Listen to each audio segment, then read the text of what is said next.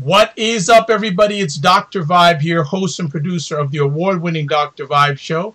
As always, I'd like to say you're blessed, highly favored, a magnet for miracles, and a solution for someone's problem. Know that I'm a certified empowerment coach, and the Dr. Vibe Show is the home of Epic Conversations, and I'm the host of Epic Conversations. And you know I always like having new friends on the Dr. Vibe Show.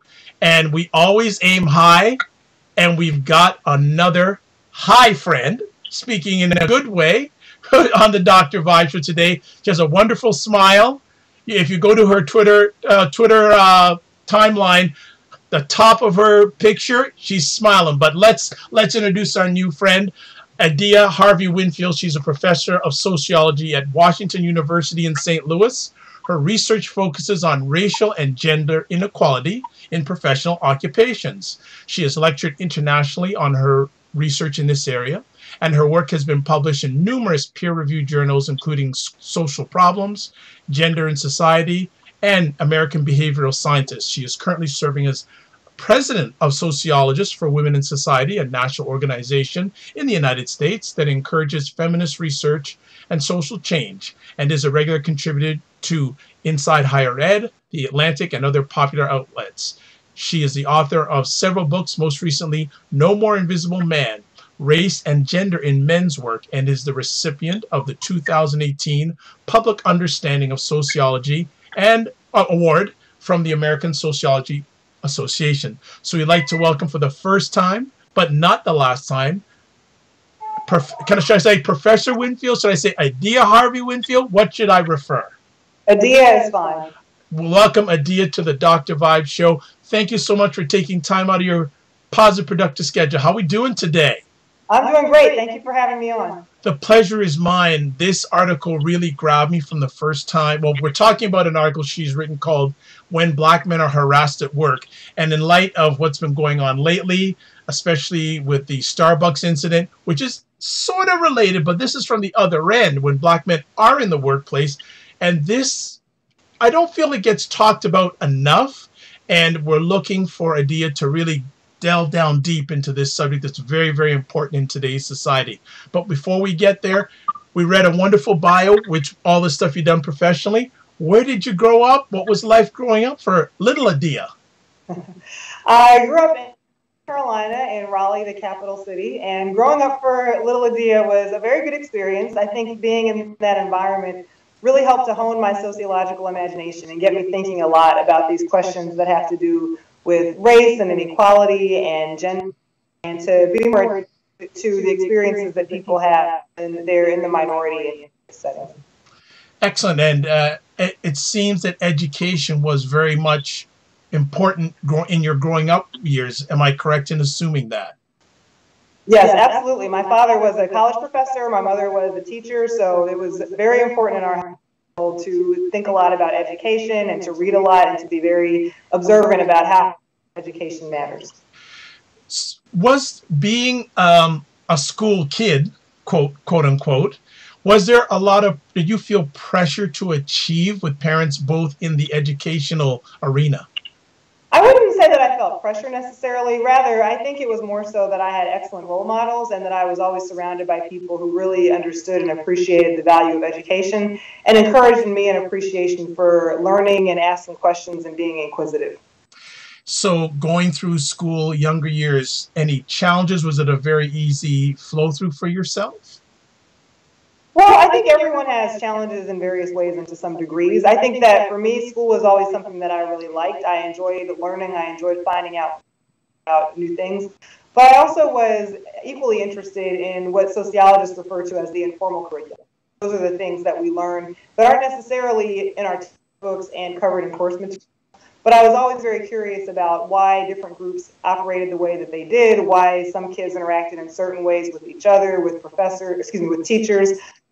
And I thought a lot about sorts of social behavior that I saw happening around me in North Carolina at that time period.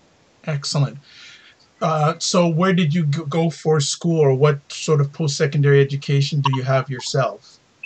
Well, I did my undergraduate degree at Spelman College in Atlanta, Georgia, and then went on from there to do my master's and PhD in sociology at Johns Hopkins University in Baltimore.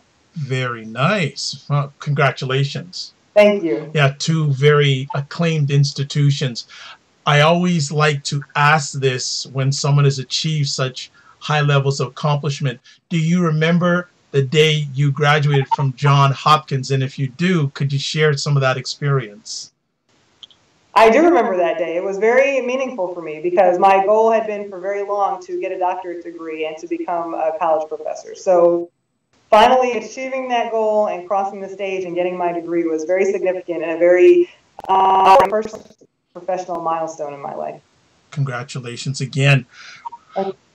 Why did you choose to delve deep into the whole area of black men and then black men in the workplace? Because I don't see too many, especially women of color, delving into this area. What was the impetus for you to go into that area? Well, part of my sociological training has always involved asking questions that are already being asked and thinking about what there is that we still don't know about social groups and social behavior. And one of the things that I noticed in sociology, but in popular culture as well, was that there's a lot of discussion about certain black men in specific categories. And what I mean by that is that I think we get a lot of discussion about black men, at least in the United States, who are, you might think of as the class. So we see a lot of stories about black men who are caught in the criminal justice system, or black men who don't have access to work, or black men who live in urban areas who aren't necessarily achieving or who are underserved by various social institutions. But I know from personal and professional experience that that's not a complete or comprehensive picture of black men. And what I wanted to talk more about and to push us more to think about were the black men who don't fall in that category. The black men who are not necessarily in urban environments who are being underserved, but black professional men who are in high status occupations and who are in middle class professional jobs, and to think more about what their work experiences look like, what sorts of challenges they have. And that actually was the impetus behind my book on this topic, which is called No More Invisible Man, from which I delve a lot of the data that was in the piece for Slate. I wanted to think more about how black men have experiences that go overlooked if we're only talking about black men who are in the urban underclass, and what we can learn from black men who are in professional jobs and what particular insights they might have for helping us get more of a comprehensive picture of society, workplaces, and racial and gender relations. Would you consider the black men that are not of the underclass sort of forgotten when it comes to research? In a lot of ways, yes, I would say that I think that they are, which seems sort of counterintuitive because these are men who in some ways have higher status and definitely higher class positions than men who are in the so-called urban underclass. But for various reasons, in sociology, we don't see a lot of attention to those men. There's a wealth of information where people focus on, say, joblessness or homelessness or educational challenges or the criminal justice system. So we know a great deal about the things that are working to hold back black men who are poor or working class or lower middle class. But there's really not the same level of attention in sociology, and I would argue in some forms of popular media and our culture, to thinking more and understanding in a better fashion the experiences that black men may have in professional jobs, and perhaps equally important, the way that their own experiences reflect the ways that race and gender have an impact on them as well. Excellent. Well, let's get a little bit more into the story. What caused you to write this story at this time, the article When Black Men Are Harassed? What caused you to write it at this particular time? Right. I've been thinking about this for some time, probably since pretty early on when the Me Too moment happened. And I think the thinking behind this was that I had been observing how valuable the Me Too moment has been in empowering women to speak out, and not only to speak out about the things that they've experienced, but to see that there are actually consequences for speaking out this time in ways that I think there haven't been in the past. If we think about women like Anita Hill, for example, who spoke out very publicly about her experiences and often was derided and wasn't necessarily believed, it seems to me that there's been a real sea change here for how we are talking about and reacting to issues related to harassment. But in some ways, I also felt that based on the research and the data that I had collected on black professional men, that there were some limitations to the sorts of conversations that were being framed around this. And when I say limitations to this, what I mean is that it's very important to talk about and think about this harassment as a gendered issue, because it is very much gendered in the sense that women are disproportionately those who are likely to experience some sort of workplace harassment, and often, disproportionately speaking, women experience that workplace harassment at the hands of men. But fundamentally, at its core, sexual harassment is of power. And if we think intersectionally in the way that people like Kimberly Williams Crenshaw or sociologist Patricia Hill Collins encourage us to think about issues related to gender, then we have to be mindful about how, for Black professional men, again, gender is complicated by issues of race and class that don't always necessarily put these men in a position where they are quite on par with many of their white male peers. And I started thinking, as we were reading more and talking more about issues related to harassment and how the Me Too movement was empowering people, that I had data and had conversations with Black men with whom I had spoken from research about the ways that they also were experiencing forms of harassment that in some ways really mirrored what a lot of women were talking about. And they were experiencing the same thing, the same shame, the same unwillingness to come forward, the same doubts that people believe them, that their experiences intersected with race in really poignant ways, were making it easier to silence or overlook the fact that they were also encountering these sorts of issues. So I really wanted to write something about this to try to contribute to the national discussion happening now and to bring these issues further into the lexicon, into the public conversation. The findings that you share in this article about the unwanted touching, repeated infractions, belief the institutions where they work won't act, did those findings surprise you?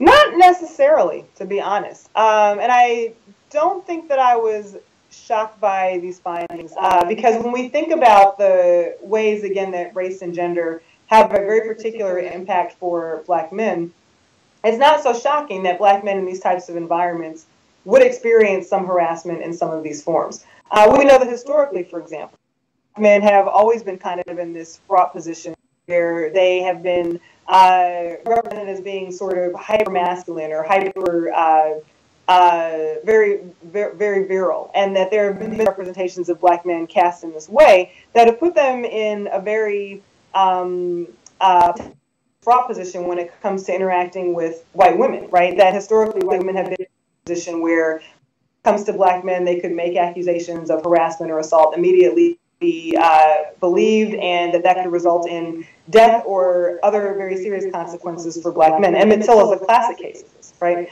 So it's not completely shocking to me that these men today would still be experiencing these issues of harassment from many of their, not many, but experiencing these issues of harassment in many cases from their coworkers, because there's been a long history of the sort of stereotyping of Black masculinity and the same sort of racial disadvantage that puts Black men, I think, in a position where they don't necessarily have the tools to combat these issues. It's interesting what you're talking about here, and applying it to the experiences of Black men in this arena are because you never hear about this. Like, right. One of the reasons that I wanted you to come on is I don't hear about this, not even amongst Black male professionals that I associate. It's never talked about. So was it easy for you to talk to men about this subject? Because I don't hear them talking about it. And how were you able to sort of break that barrier? Right. Well, I think in the context of the interviews that I was doing for data collection for this project, in my interviews we covered ground about Black professional men's experiences. And I think that for many of the men with whom I spoke, they appreciated that there was someone who wanted to talk about why their experiences were unique and different, and how, again, as Black professional men, those workplace encounters necessarily parallel exactly those that Black women have. Black women have definitely experiences that are shaped by race and gender and class, but because of the nature of those categories, for Black men, these experiences are going to look somewhat different in certain ways. And I think a lot of my respondents were interested in having the opportunity to talk with someone who was interested and who could make sense of these issues and try to help them make sense of why and how they experience certain things in a particular way. And I think because of the structure of interviews that I did, and because they were so all-encompassing, I think that helped in making some of my respondents feel comfortable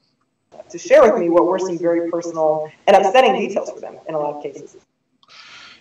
In your article, on the left-hand side in bold, the quote says, "For Black men working with white women, racial and gender stereotypes about black masculinity are never far from the surface.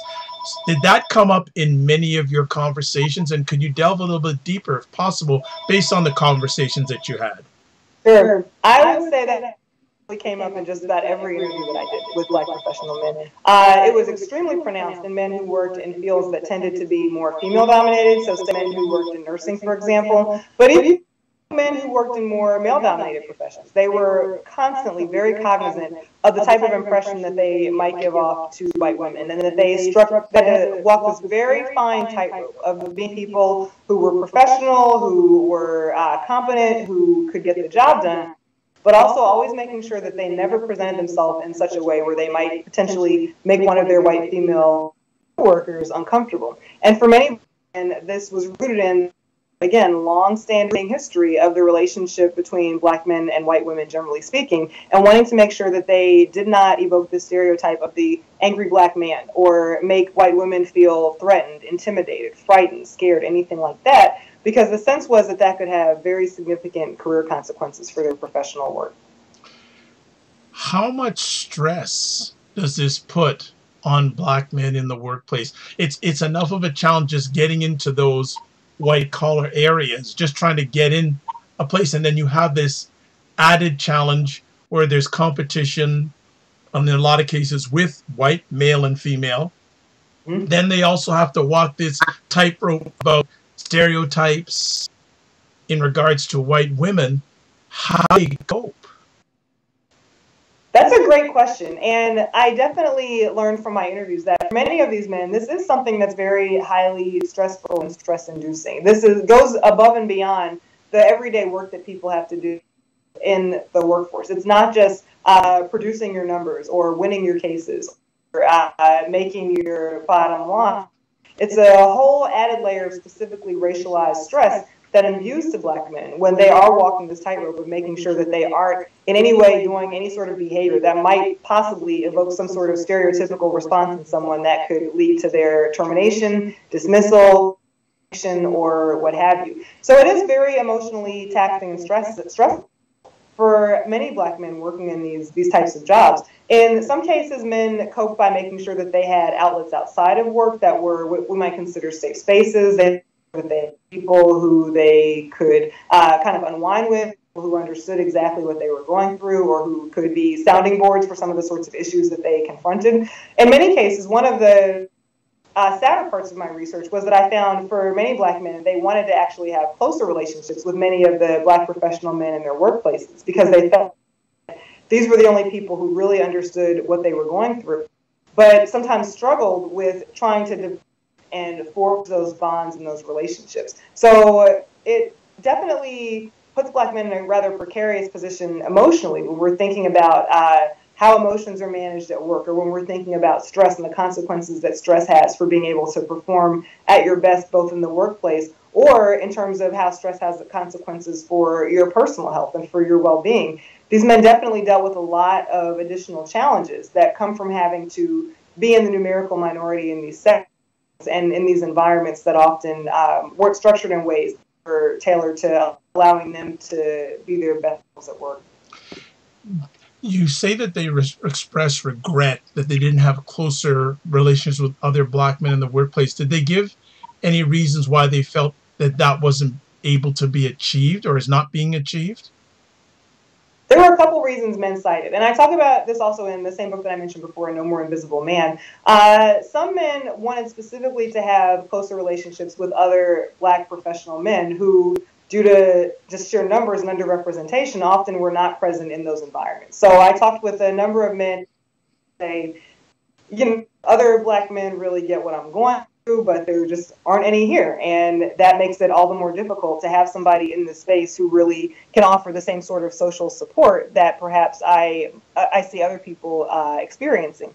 In other cases, some men talked about wanting to have closer relationships with black professional men that they knew or were acquainted with, but described ways in which ideas about gender really kind of held them back. And these were men who would say things such as, I want to have closer relationships with men, but I don't really know how to just go about doing that because that seems like something that women are more comfortable doing. So I don't really know how to go up and say, hey, let's be friends, even though that would be beneficial for both of us. But these men would often note with a real sense of poignancy that they observed the ways in which women of color, particularly black women, if there were more than one in the office, didn't seem to have inhibitions or reservations. I remember talking to one attorney in particular who told me that he'd worked at a job where he had seen several black men come and go over his years there and wanted to have a closer relationship with them, but didn't quite know how to build something that they could all be part of. But he also told me that there were two black women in his firm who had both been there, I think, around the same time, but that they had managed to stay at the firm and that they seemed to have a close relationship and they seemed to be able to really forge a bond.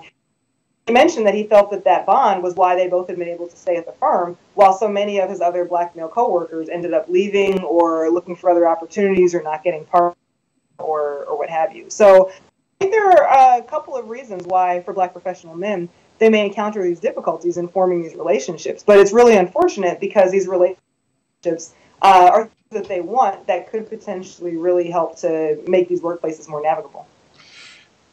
With the men you spoke to, what, if anything, did they mention about the relationships they had with women of color in the workplace? Was it something that they were able to achieve? Was there a challenge there? Because strength in numbers, especially, or did they mention about those type of relationships in the workplace that would help them keep on going, so to speak? Sure, they did talk about those relationships, and they fell into a couple of different categories. There were some men who would responses that tend to fall more in line with a lot of the stereotypes that are about women not being qualified for more predominantly male-dominated jobs. And these were men who would say, well, I'm just not sure women have what it takes, or they get promoted unfairly, or they just don't necessarily have the skill to succeed in this sort of position. But those men were not necessarily the majority. What I did hear from a lot of men, interestingly, were that many of them talked about having a position where they wanted to try to speak out against and work to eradicate a lot of the gender bias that they saw in the workplaces. And so these men talked about wanting to make sure that they worked with women, that they partnered, that they were able to form strong relationships with their women co-workers, because they wanted to offset a lot of the gender bias that they saw adversely affecting women in these male-dominated settings. Wow. It just seems that for many black men, the workplace is a battlefield. Yeah, I think that can be true, but I don't necessarily think it has to be a battlefield. And the reason I say that is that a lot of the men with whom I spoke, and this very thing on the occupational setting, many black men go into certain jobs because they see it as something that they have a higher calling for, or they see it as something that can be a vehicle for creating kind of bigger outcomes. I'm thinking specifically about men that I speak to that go into medicine or nursing or fields like that. And for those men, there are definitely myriad challenges that are present, but these men are often driven by wanting to reduce racial health disparities, for example, or create better legal outcomes for people of color who have historically been disenfranchised. And I think that one of the things that we can learn from professional men's experiences is that there are models and ways to think about work that don't necessarily have to reflect this battlefield metaphor, right? In other words, work can be a for many of us, but it doesn't necessarily have to be. And many black men offer a vision and an idea for constructing workplaces in ways that really push for everyone to showcase their particular skills and talents in ways that really benefit the group or the community. But unfortunately, there are too many organizations where these men are underrepresented and don't get the opportunities that they should have to help offer and advance this different vision of work and what it should look like. In your research in regards to this area, have you been able to speak with black men of a wide range of ages, and were their experiences different dependent on age? I have been able to speak with black men from a wide variety of age ranges. Their experience did not differ as much as I expected, though. I kind of expected that for older black men in particular, generational changes would have an impact on the perspectives and the ideas that they had about work and the relationships that they had with other coworkers in the workplace.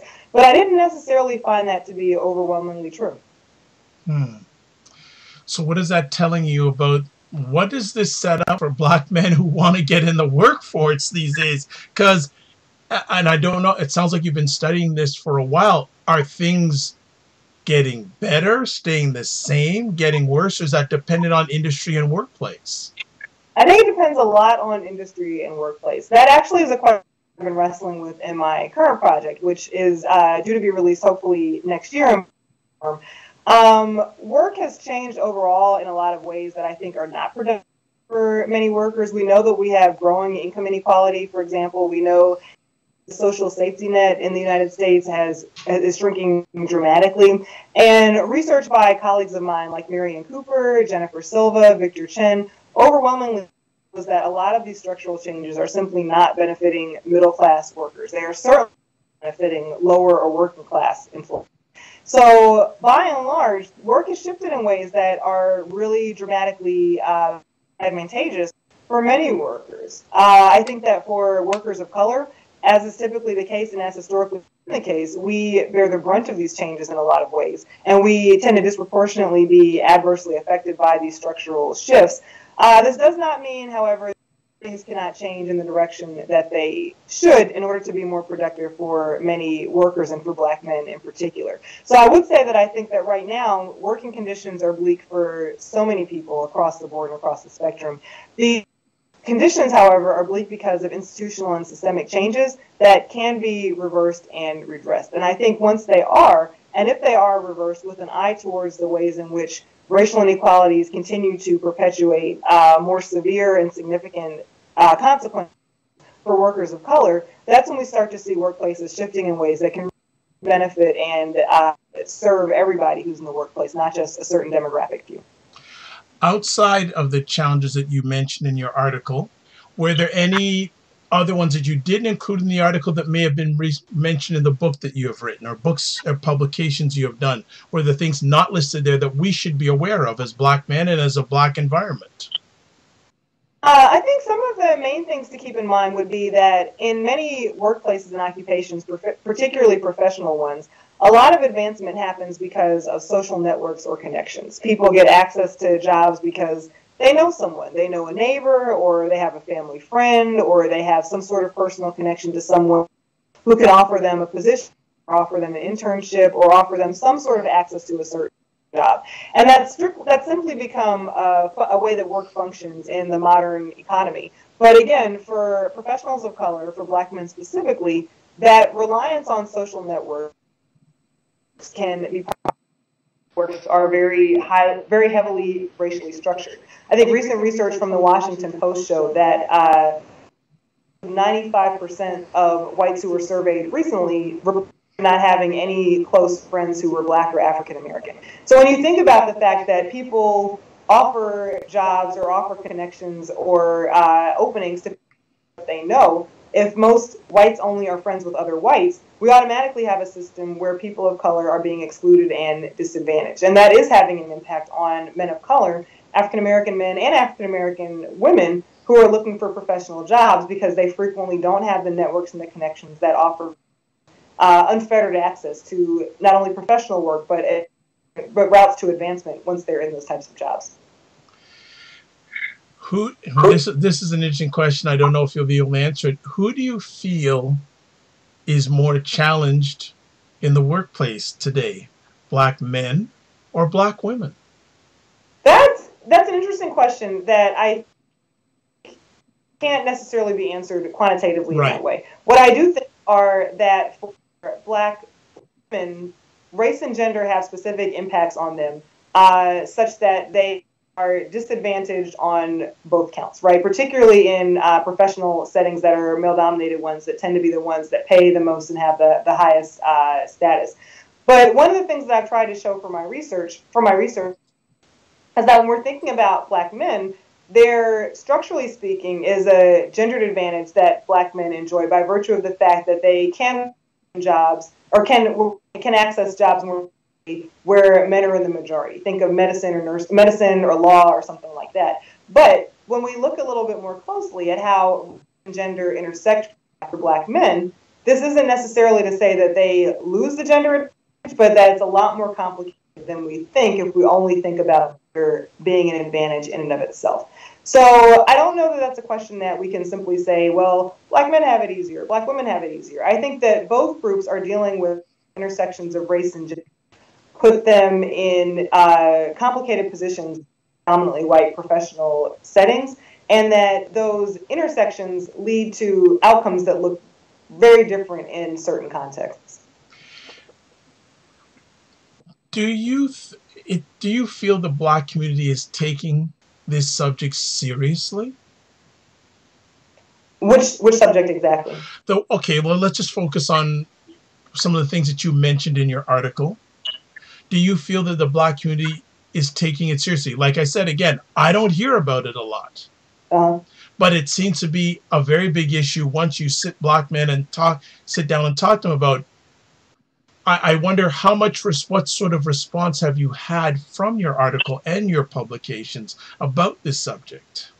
Well, when I talk generally about my publications, focusing on black men, the best compliment that I've gotten has been from other black professional men who have said, this is exactly my life. Thank you for writing this book, because this has been exactly what I go through, which feels really good to hear, since my goal is to accurately assess, as a sociologist, the ways in which groups have certain experiences in society. But that's what I'm talking about, black experiences, generally speaking. When it comes to the specific experience of harassment that I wrote about for the Slate piece, I think that progress is being made, but I think we still have a long ways to go. And if we're talking about the black community, I'm not sure that that's necessarily, in terms of our response, distinct from what we see from American society at large, right? I mean, again, I just read news today that Harvey Weinstein will be arrested when he returns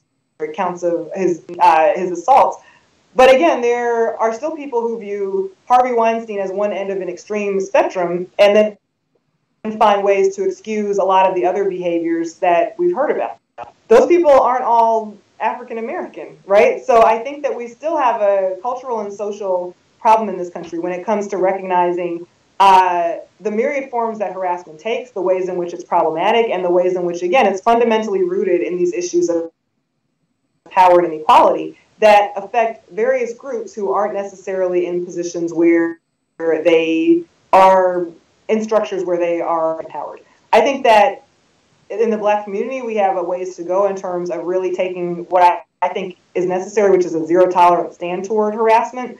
But I also don't think that that necessarily puts us further from many other constituencies in the United States who also see fit to excuse people who've engaged in documented numerous cases of harassing and coercive behavior. So then what do you suggest the black community do to push this narrative forward? That's a great question. I think it's important to continue talking about these issues and being mindful of just how widespread and how overwhelming they are, right? The fact that there are so many people who have experienced these issues of harassment that still feel that they should be silent, or that this is something that they personally should be ashamed of, rather than acknowledging that this is something that someone else has done to them that they didn't deserve and have not earned. These are important conversations that we have to continue having. I think, however, the conversations are just the first step, and I think after conversations come the important need to actually take stands against people. Perhaps not supporting people financially when there's been a credible case of this person engaging in abusive behaviors. Maybe we don't necessarily need to go to that person's movies or buy their concert tickets or support their whatever entertainment product that they are putting out there. I think those sorts of actions are just a first step, because after that we have to also start thinking and talking about how we can change our culture and our cultural attitudes and our social institutions in ways that don't encourage or protect people who engage in harassing and coercive behaviors. And I think as Black Americans, we can really be pivotal in having that conversation and being a part of that dialogue, because we do have so many experiences of that in our own communities. But I think the thing that has to shift first is our tendency or our willingness to protect people who engage in those behaviors. So do you feel, I won't even ask if America's ready for those conversations, We know the answer probably to that, but do we feel Black America is ready for those conversations? If they are, do you see them having them? If they aren't, what does Black America have to do to start having those conversations? Because I feel if Black Americans start with those conversations, then there's greater hope and opportunity that it'll be a greater American conversation.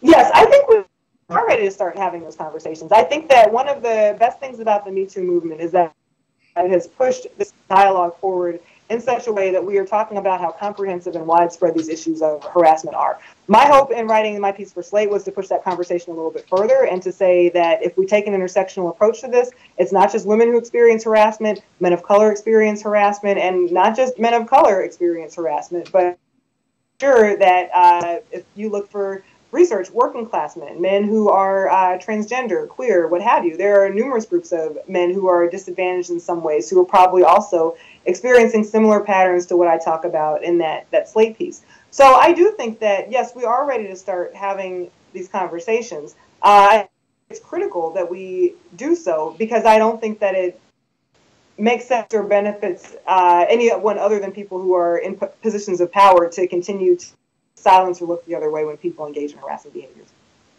Absolutely. If young Black men come to you or would come to you and say, Ada, I need your thought process of going into the workplace, what would you tell them? Well, first, I would remind them it's Adia. Adia, sorry, Adia. Sorry.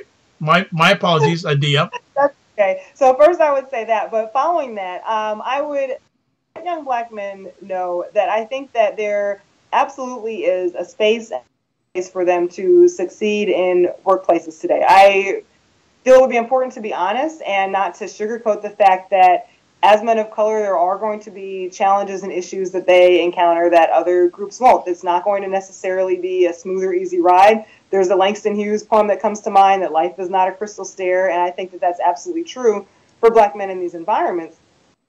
But I think that it's important to persist and to be mindful of operating both within and outside of these sorts of organizational settings to push them to go further. This is a little bit different than what we've been talking about, but one thing that heartens me to some degree is that I think many professions and organizations are finally starting to catch on to the fact that they have to fundamentally change in ways that will allow them to really be inclusive of groups of color who have historically been underrepresented. And I think that men in particular can play a really critical and important role in organizations to push past where they have been in the past, to think about how they can change aspects of their culture, of their structure, of promotional processes, of their hiring processes, in ways that can be more attuned to the particular skills and talents that certain underrepresented groups may be bringing to the table that have historically gone overlooked. Well, I know our time has just gone poof, and it's been great. Do you have any? No problem. Do you have any final words for our audience before we let you go? I just want to say that I hope that as we've been talking about these issues of harassment, if there are people who are experiencing these issues themselves, if they feel comfortable speaking up, I hope that they will not at this point. I hope that they will take advantage of whatever sorts of social support are out there that can provide them with the comfort and the strength that they need to deal with what is an all too prevalent and all too widespread. But I hope that people will continue pushing to move the needle and try to change our culture and our institutions so that this doesn't continue to become such a pervasive issue. Fantastic. If people want to find out more about you and your writings or to read anything, what can they do? Where can they go? I've written several things for Slate and for The Atlantic. Those probably be the places to start for more of my that's appeared in more of a popular setting. My most recent book I mentioned is No More Invisible Man, Race and Gender in Men's Work. That's available on Amazon, Barnes & Noble, pretty much anywhere where books are sold, you can access it. Well, I would suggest looking there if they've been interested in some of the things that I've talked about so far today. Well, what we will do is we'll put all that information on the post that will have the replay of the video conversation. Also, we've recorded the audio conversation. We will put a link to the book also. I'd like to say thank you so much for taking time in your positive, productive schedule to share with us. We hope, and the mic is open anytime for you to come back and visit, because what you're talking about is very, very, very important. Thank you so much. I definitely appreciate it. I hope we can connect again. We will. It's Dr. Vibe here, host and producer of the award-winning Dr. Vibe show. As always, I like to say you're blessed, highly favored, a magnet for miracles, and a solution for someone's problem. If you want to watch video replays of epic conversations like this one, you're at the place, my YouTube channel. If you want to listen to epic conversation replays, a number of places you can go to. You can go to my website, drvibeshow.com. There is Apple Podcasts, Stitcher Radio, TuneIn Radio, Google Play Music, and iHeartRadio. You can listen to selected audio replays at thegoodmenproject.com and also WJMS Radio out of Chicago. Also know that I am a certified empowerment coach, president and CEO of Express Your Vibe Coaching Communications. If you'd like a complimentary empowerment session, you can contact me via email at drvibeshow.com. Also at Twitter, drvibeshow.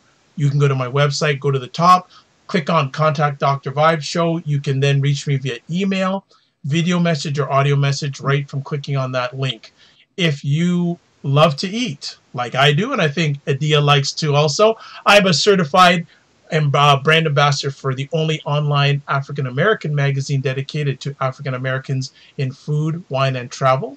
The name of the magazine is Cuisine Noir Magazine. The website address is cuisinenoirmag.com. If you're a business or entrepreneur and you'd like to get media promotion, I do run a service called Getting Media Coverage, where I help businesses and entrepreneurs get media promotion so they can elevate their business, product, or service. And finally, every Monday night, or most Monday evenings at 9 p.m. Eastern Time, I host an ongoing conversation about CTE. It's in collaboration with the Good Men Project right here on my video channel on YouTube. All right, and that was a nice loud sound. And finally, 3 last things. Live your life as a dream. If you can dream it, you can make it. So also, sometimes you have to get smaller to get stronger. And finally, and especially when it comes to subjects like this, block assumptions. God bless. Peace be well. Keep the faith. Thank you so much for watching. And as we say from my heritage, walk good. Goodbye.